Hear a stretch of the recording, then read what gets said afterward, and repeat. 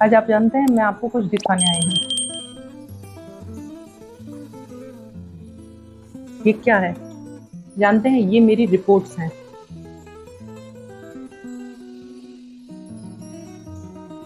ये लगभग पिछले 1.5-2 साल की मेरी रिपोर्ट्स हैं। कुछ रैंडमली मैंने उठाई हैं। अगर आपको थायराइड है तो ये वीडियो आपके लिए मस्ट वॉच है। मैं आज बात करने वाली हूँ थायराइड पर। एक्चुअली मेरे थायराइड के विषय में मैं आपको कुछ बताना चाहती हूँ। सबसे पहले रिपोर्ट्स देखते हैं, फिर इस पर बात करते हैं। ये जो रिपोर्ट आप देख रहे हैं ये 24 सितंबर 2020 की है और इसमें मेरा TSH 15.780 आया है, यानी लगभग 16 के करीब आया है। उस वक्त तक मैं काफ़ी बीमार रहती थी, मेरा थायराइड बहुत हाई था। उसके बाद क्या हुआ कि मैंने अपने ऊपर काम करना शुरू किया और मैंने अपनी लाइफस्टाइल जो डिसऑर्डर्स हैं इन पर काम करना शुरू किया और मैंने ये 2021 में जनवरी में स्टार्ट किया। तो 3 महीने बाद जब मैंने अपनी रिपोर्ट वापस से करवाई तो मेरा TSH 16 से घटकर 12.490 आ चुका था, यानी मेरे थायराइड में इम्प्रूवमेंट हो रहा था। मैं जो कर रही थी उसे मैंने कंटिन्यू रखा। तो अगस्त 21 में मेरा TSH का वैल्यू 0.35 तक आ गया, यानी इसकी जो वैल्यू 0.30 से लेके 5.50 तक होनी चाहिए वो मेरा आ गया था 0.35। ओके, तो ये मेरी रिपोर्ट्स में इम्प्रूवमेंट हो रहा था और बहुत अच्छा इम्प्रूवमेंट था। लेकिन वही कहते हैं ना कि जब आप कुछ हासिल कर लेते हैं तो आप उसके लिए लापरवाह हो जाते हैं। तो जब मैंने अपनी रिपोर्ट्स देखी, मेरी रिपोर्ट्स नॉर्मल थी, सब बहुत अच्छा हो रहा था, तो मैंने वापस से लापरवाही बरतना शुरू कर दिया और मैंने चीज़ों को इग्नोर करना शुरू कर दिया और मैं फिर से काफ़ी लापरवाह हो गई।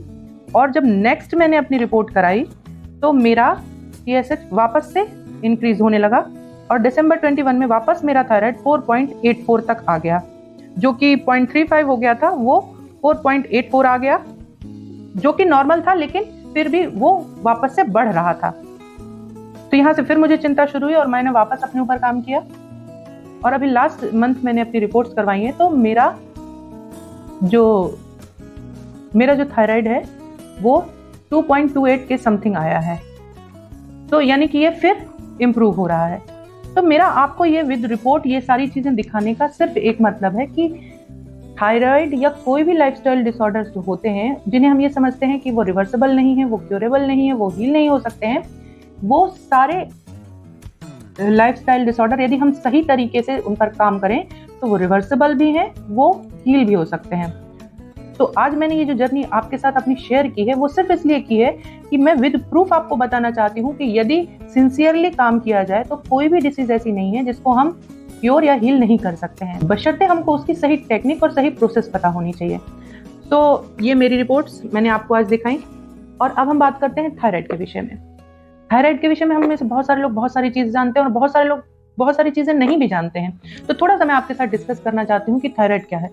जब मैंने अपने ऊपर काम किया और इस बारे में पढ़ाई की और इस बारे में समझा, तब जाकर मुझे पता चला कि थायराइड क्या होता है। थायराइड जब एक बच्चा अपने माँ के पेट में होता है तब 4th मंथ में उसका थायराइड ग्लैंड डेवलप हो जाता है। इसको शील्ड भी कहते हैं। ये अब दुनिया भर की बीमारियों से हमारी रक्षा करता है, हमें प्रोटेक्ट करता है पूरी उम्र, ताउम्र, जब तक हम जिंदा होते हैं तब तक ये हमको प्रोटेक्ट करने का काम करता है। तो इसीलिए हम इसको शील्ड कहते हैं, यानी हमारी ढाल कहते हैं। तो अब जब हमारी ढाल में ही कोई गड़बड़ी हो गई या ढाल ही हमारी खराब हो गई तो हमारी इन चीज़ों से बचत कौन करेगा, इन चीज़ों से हमें सेफ कौन करेगा। और इसी कारण जब ढाल हमारी खराब हो जाती है, यानी जब हमारी शील्ड ही खराब हो रही है या उसमें कोई कमी आ रही है, तो इटसेल्फ हमारी बॉडी को हार्म करने लगती है, हमारी बॉडी में बहुत सारी प्रॉब्लम्स भी आने लगती हैं। इसी बारे में थोड़ी सी आज आपसे बात करना चाह रही हूँ। इस पिक्चर के थ्रू समझते हैं कि आखिर थायराइड होता क्या है और थायराइड फंक्शन काम कैसे करता है। बहुत ज़्यादा डीप नहीं जाऊंगी। अगर आपको थायराइड है तो ये वीडियो आपके लिए है।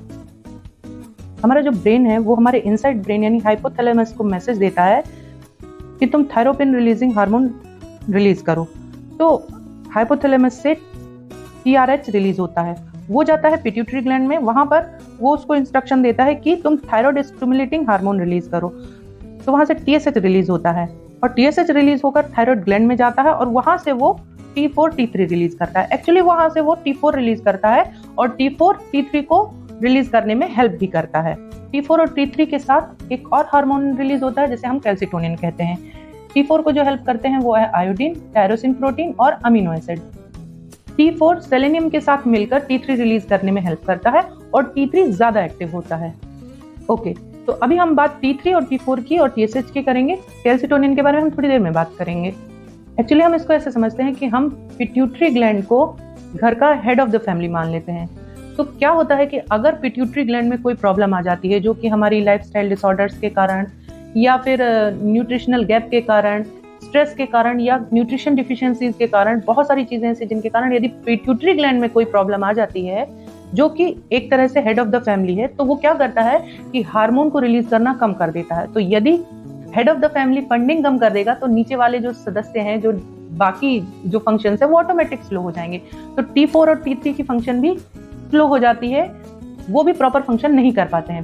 तो सबसे पहले क्या करना है, हमको ऐसे कोई काम नहीं करने हैं जिससे कि बॉस नाराज हो जाए। यानी जो हमारे हेड ऑफ द फैमिली है पिट्यूटरी ग्लैंड, उसको हमको बिल्कुल नाराज नहीं होने देना है। तो उसके लिए क्या करना है वो मैं थोड़ी देर में आपको बताऊंगी। अभी हम बात करते हैं थायराइड के विषय में। अब क्या होता है कि जब बॉस नाराज हो जाते हैं तो वो TSH को डायरेक्ट ब्लड में रिलीज करने लगते हैं। जब डायरेक्ट ब्लड में TSH रिलीज होने लगता है तो इससे क्या होता है, हमारा TSH बढ़ा हुआ आता है और हमको हाइपोथायराइडिज्म की प्रॉब्लम होती है।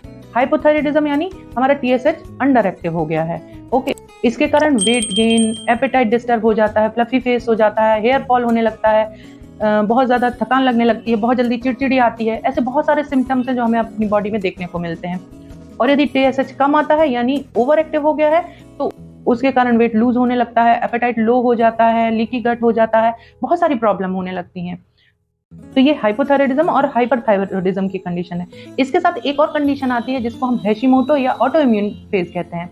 यदि बहुत पुराना थायराइड हो गया है और बहुत सालों से आप इससे जूझ रहे हैं तो एक और कंडीशन आती है जिसको ऑटो इम्यून डिसीज कहते हैं। इसमें क्या होता है कि हमारा अपना ही इम्यून सिस्टम हमारे थायराइड को हार्म करने लगता है, उस पर अटैक करने लगता है और इसके कारण हमारा थायराइड ग्लैंड काफी डिस्टर्ब हो जाता है। तो इस कंडीशन को कहते हैं ऑटो इम्यून डिसीज या हैशिमोटो। इसके लिए एक टेस्ट होता है जिसको कहते हैं NT-TPO टेस्ट। तो मुझे इस बारे में जानकारी नहीं थी, लेकिन जब मैंने इसको पढ़ा और समझा तब मैंने इस बारे में भी टेस्ट करवाया। सो यदि आपको बहुत समय से थायराइड की प्रॉब्लम है तो आपको ये टेस्ट जरूर करवाना चाहिए, सो दैट कि आपको पता चले कि आपका अपना इम्यून सिस्टम आपके थायराइड ग्लैंड को किस लेवल पे हर्ट कर रहा है। इसके बाद एक और टेस्ट होता है जिसको हम थायराइड ग्लोबुलिन टेस्ट कहते हैं। इससे हमको ये पता चल जाता है कि हमारा थायराइड किस स्टेज पर पहुंच चुका है। तो अगर आप थायराइड को फेस कर रहे हैं तो ये दो टेस्ट भी आपको करवाने चाहिए, इसके साथ कि आप T3, T4 और TSH का टेस्ट करवाते हैं। ओके, अब बात करते हैं कैल्सिटोनिन की। T4 और T3 के साथ एक और हार्मोन रिलीज हो रहा था जिसको कैल्सिटोनिन कहते हैं। कैल्सिटोनिन हमारी हड्डियों में कैल्शियम प्रोवाइड करने का काम करता है। तो यदि TSH पिट्यूटरी ग्लैंड में कुछ गड़बड़ आती है और TSH का रिलीज कम होता है तो T4 और T3 के रिलीज के साथ कैल्सिटोनिन का भी रिलीज कम हो जाता है, जिसके कारण हमारे इन फ्यूचर हमें बोन से रिलेटेड कोई भी प्रॉब्लम होने की प्रोबेबिलिटी बढ़ जाती है, क्योंकि जो कैल्शियम प्रोवाइड करा रहा था कैल्सिटोनिन, जब उसका ही प्रोडक्शन कम हो जाएगा तो वो हमारी बोन्स में कैल्शियम सफिशिएंट मात्रा में कैसे प्रोवाइड करा पाएगा। तो थायराइड होने के कारण हमें एक प्रॉब्लम और मेजर आती है हमारी बोन्स के वीक होने की, जिसमें कई बार हमें स्पाइन की प्रॉब्लम, नीज की प्रॉब्लम और हड्डियों में दर्द और बहुत सारी ऐसी प्रॉब्लम्स देखने को मिलती है। लेकिन अगर आपको थायराइड है और अगर आपके साथ बोन्स की प्रॉब्लम आ रही है तो आपको ये समझना चाहिए कि ये आपके थायराइड की गड़बड़ी के कारण ही आपको बोन्स की प्रॉब्लम आ रही है। ऑस्टियोपोरोसिस, बोन डैमेज, LDL का बढ़ जाना, कोलेस्ट्रॉल बढ़ना, ट्राइग्लिसराइड का बढ़ना, ये सब थायराइड की गड़बड़ी के कारण होने वाले उसके साइड इफेक्ट्स हैं। तो यदि आपके ये लेवल डिस्टर्ब आ रहे हैं, दैट मीन्स आप में कहीं ना कहीं प्रॉब्लम थायराइड ग्लैंड की है, तो उस पर काम करना चाहिए। इसके साथ एक और चीज होती है कि हमको थायराइड में एक छोटी सी पिल खाने के लिए दी जाती है जो हमको एम्प्टी स्टमक खानी होती है, और हम वो सुबह सुबह उठते उसको खाने के आदी हो जाते हैं। और उसको लेने के बाद जनरली हम क्या करते हैं, हम सिर्फ मैक्सिमम 5 to 10 मिनट्स का ब्रेक लेते हैं या रुकते हैं, उसके बाद हम सीधे उठाकर चाय, कॉफी या जो भी हम सुबह से पीते हैं वो हम ले लेते हैं। ये सबसे ज्यादा गलत है। वो थायराइड की पिल एक हार्मोनल टैबलेट है जो कि हमारी बॉडी में जाती है हार्मोन को बैलेंस करने के लिए, जो कि थायराइड की प्रॉब्लम के कारण इम्बैलेंस्ड हो गए होते हैं। तो हमको करना क्या है, हमको सबसे पहले इस थायराइड की पिल को खाने के बाद एटलीस्ट 1 आवर का गैप अपने किसी भी फूडिंग या ड्रिंक में रखना है। यानी जब हम पिल लेते हैं उसके बाद लगभग 1 घंटे तक हमको कुछ नहीं लेना है, सो दैट कि ये जो हार्मोन की पिल है ये हमारी बॉडी में अंदर जाके जो भी हार्मोनल इसकी एक्टिविटीज है वो प्रॉपर तरीके से कर सके।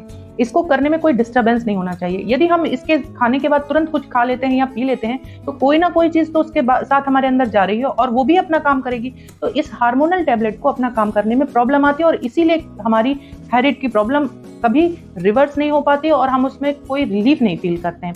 तो अब मैं आपको वो बताने वाली हूँ कि हमें क्या करना है और क्या नहीं करना है। तो पहली चीज जो हमको करनी है वो सबसे पहले कि एक अलार्म सेट करना है और अपने जो भी आपके उठने का समय है उससे एटलीस्ट 1 आवर बिफोर का अलार्म सेट करिए, सो दैट कि वो अलार्म बजे और आप अपनी थायराइड की पिल अपने पास रखिए और आप उस पिल को खा लीजिए और उसके बाद आप फिर सो जाइए, ताकि जब आप उठेंगे तब तक 1 घंटे का गैप हो चुका होगा। जब आप फ्रेशन अप होकर कुछ लेंगे, टी कॉफी या व्हाटएवर डिटॉक्स वगैरह जो भी लेते हैं आप, तब तक आपके थायराइड पिल और आपकी ड्रिंकिंग या फूडिंग के बीच में एटलीस्ट 1 to 1.5 आवर का गैप हो चुका होगा। तो तब तक वो जो पिल है, वो गोली है, वो अपना काम बहुत अच्छे से कर चुकी होगी। तो सबसे पहले इस चीज को बहुत अच्छे से ध्यान रखना है। दूसरी चीज, जो हमारा पिट्यूटरी ग्लैंड है वो गुस्सा हुआ है, बड़े बॉस नाराज हुए हैं क्योंकि हमने अपनी लाइफस्टाइल में कुछ बहुत गलत चीजें शामिल कर ली हैं, हमने नरिशमेंट अपनी बॉडी को नहीं दिया है। तो आपको न्यूट्रिशन से रिच फूड लेना होगा जिसमें कि आयोडीन हो, सेलेनियम हो, टायरोसिन प्रोटीन हो, विटामिन हो, विटामिन ई, ए और मैग्नीशियम हो। ये सारी चीजें कंपलसरी हमको अपनी फूडिंग में शामिल करनी है। इनसे रिलेटेड जो भी फूड्स हैं वो आपको इनटेक करने हैं, ताकि आपकी बॉडी में जो जिन चीजों की डिफिशियंसीज के कारण ये थायराइड की प्रॉब्लम आ रही है उसको हील करने में आपकी बॉडी को सपोर्ट मिले, उसको मदद मिले। अब हम देखते हैं कि हमको क्या नहीं करना। हमको रिफाइंड जो भी चीजें हैं उनको टोटली बंद कर देना, व्हाटएवर वो रिफाइंड ऑयल हो, रिफाइंड फ्लोर हो, रिफाइंड सॉल्ट हो, कोई भी रिफाइंड चीज हमको बंद कर देनी है। हमको पैक्ड फूड नहीं लेना है, क्योंकि पैक्ड फूड जो होता है उसमें प्रिजर्वेटिव मिला होता है, उसकी क्या कंडीशन है ये हम नहीं जानते हैं और वो हमारी बॉडी में जाकर हार्मोनल इम्बैलेंस को इंक्रीज कर सकता है। तो हमको पैक्ड फूड अवॉइड करना है। हमको प्रोसेस्ड आइटम भी अवॉइड करने, जितना हो सके हमको रॉ वेजिटेबल्स खानी है, फ्रेश फूड खाना है, ताकि हमारी बॉडी में जो न्यूट्रिशन लेवल है वो इंक्रीज हो सके और जो ये हार्मोनल इम्बैलेंस थायराइड की प्रॉब्लम हो रही है उसको हम रिकवर कर सकें, हील कर सकें। एक बात और, यदि हमको ऑटो इम्यून फेज में हम आ चुके हैं तो भी हमें घबराने की जरूरत नहीं है। हालांकि ऑटो इम्यून फेज में आने के बाद पिल बंद नहीं होती है, जो कि नॉर्मल कंडीशन में हो जाती है। यदि थायराइड रिवर्सल हो जाता है तो आपकी थायराइड की पिल बंद भी हो सकती है, बट अगर ऑटो इम्यून कंडीशन आ चुकी है तो थायराइड की पिल बंद नहीं होगी, लेकिन हाँ उसका डोजेस जरूर कम हो जाएगा, जिससे कि जो ये हार्मोन हम इंटेक कर रहे हैं बाहर से वो जब हमारी बॉडी में जितना कम से कम जाएगा उतना ही हमारी बॉडी में अच्छा होगा। क्योंकि डेफिनेटली हम अपनी बॉडी में जो आउटर हार्मोनल सपोर्ट दे रहे थे वो कहीं ना कहीं हमारी बॉडी को हार्म भी करता है, उससे बहुत सारी और प्रॉब्लम्स भी होती हैं। तो वो जितना कम से कम होगा, जितना कम से कम आउटर हार्मोन हम लेंगे वो हमारी बॉडी के लिए बहुत बेनिफिशियल होता है। तो ऑटो इम्यून की कंडीशन आने पर पिल पूरी बंद होना थोड़ा मुश्किल होता है, लेकिन बाकी कंडीशन में यदि आप स्टार्टिंग फेज में हैं थायराइड के, यदि आपको कुछ ही वक्त हुआ है तो डेफिनेटली आप अपनी लाइफस्टाइल पर काम करके उसको रिवर्स करके इस पिल को कंप्लीटली बंद कर सकते हैं। और इसके लिए हमको अपनी हेल्दी लाइफस्टाइल अपनानी चाहिए, अपनी फूडिंग पर ध्यान रखना चाहिए, नरिशमेंट पर ध्यान रखना चाहिए। मॉर्निंग में आप धनिया का डिटॉक्स ले सकते हैं, वो बहुत हेल्पफुल होता है थायराइड के पेशेंट्स के लिए। आप स्ट्रेस मैनेजमेंट पर काम कर सकते हैं, उसके लिए आप मेडिटेशन, प्राणायाम या ब्रीदिंग एक्सरसाइज कर सकते हैं, जिससे कि आपका स्ट्रेस मैनेज हो और आपकी स्लीप बेटर हो। यदि हमारी स्लीप बेटर होगी तो उस वक्त हमारी बॉडी ऑटोमेटिक हीलिंग और रिकवरी मोड में चली जाती है, जहां पर बहुत सारी प्रॉब्लम वो इटसेल्फ ही ठीक कर लेती है। तो हमको अपनी स्लीप और अपने स्ट्रेस पर बहुत ध्यान देना है, ताकि हमारी बॉडी मैक्सिमम से मैक्सिमम चीजों को इटसेल्फ हील कर ले और खुद से ठीक कर ले। इसके लिए हमें कुछ स्पेसिफिक योगाज एंड एक्सरसाइजेस भी जरूर करनी चाहिए, जो कि थायराइड ग्लैंड को ठीक करने में, हील करने में मदद करती है। तो वो आप जरूर करें, डेली बेसिस पर करें, क्योंकि वो हमारी थायराइड ग्लैंड को एम्पावर करने में बहुत हेल्प करते हैं, उसको हील करने में बहुत मदद करते हैं। आपने देखा होगा पहले के समय में ग्वाइटर करके एक बीमारी होती थी, जिसमें गले में का ये पूरा पोर्शन बहुत ज्यादा ऐसे करके फैल जाता था, जिसे हम घींगा भी कहते थे। ये आयोडीन की कमी के कारण होता था। आजकल वो कंडीशन हमें देखने को नहीं मिल रही है, क्योंकि हम सब बहुत अवेयर हो चुके हैं। लेकिन वो ग्वाइटर की प्रॉब्लम एक्चुअली थायराइड ग्लैंड में स्वेलिंग आ जाने के कारण होती थी, और उसका रीजन होता था ओवर स्ट्रेस। ओवर स्ट्रेस होने के कारण कॉर्टिसोल हार्मोन बहुत ज्यादा बढ़ जाता था और हमारे थायराइड ग्लैंड में स्वेलिंग आ जाती थी। इसके लिए हमको अपने स्ट्रेस को मैनेज करना बहुत जरूरी है। तो आपने देखा कि मैंने अपने थायराइड पर काम किया और मेरा थायराइड लेवल 16 से लेकर अब 2.28 तक आ चुका है। मैंने अपना थायराइड रिवर्सल किया है, लेकिन मेरा थायराइड बहुत पुराना है, लगभग 17 साल पुराना। सो मेरा ऑटो इम्यून फेज आ चुका है, तो मेरी पिल बिल्कुल बंद होना तो पॉसिबल नहीं है, बट हाँ उसका डोजेस बहुत कम हो गए हैं और यही मेरे लिए बहुत बड़ा बेनिफिट है। यदि आप भी थायराइड कंडीशन को फेस कर रहे हैं तो ये वीडियो आपके लिए है। इसे जरूर देखें, समझें और अपने थायराइड पर काम करें, सो दैट कि टाइम रहते आप उसको रिवर्स कर सकें, हील कर सकें और जीवन भर की एक छोटी सी पिल, लेकिन ये बहुत बड़ा इम्पैक्ट डालती है लाइफ में। इससे आप निजात पा सकें, इससे आप छुटकारा पा सकें, एंड आई विश कि आप इससे छुटकारा जरूर पाएं। Health is a real wealth. अपना और अपने अपनों का ख्याल रखें, किसी भी बीमारी को हल्के में मत लें। कोई भी दवा जिंदगी भर के लिए सपोर्ट सिस्टम नहीं दे सकती है। हमको कोशिश ये करनी है कि हम अपनी बॉडी को इतना एनरिच करें ताकि वो अपना हीलिंग सिस्टम जो उसका खुद का है उसी से सारी प्रॉब्लम्स को, सारी बीमारियों को हील कर सके और हमें बाहर से किसी भी मेडिसिन का सपोर्ट ना लेना पड़े। तो take care and follow triple H.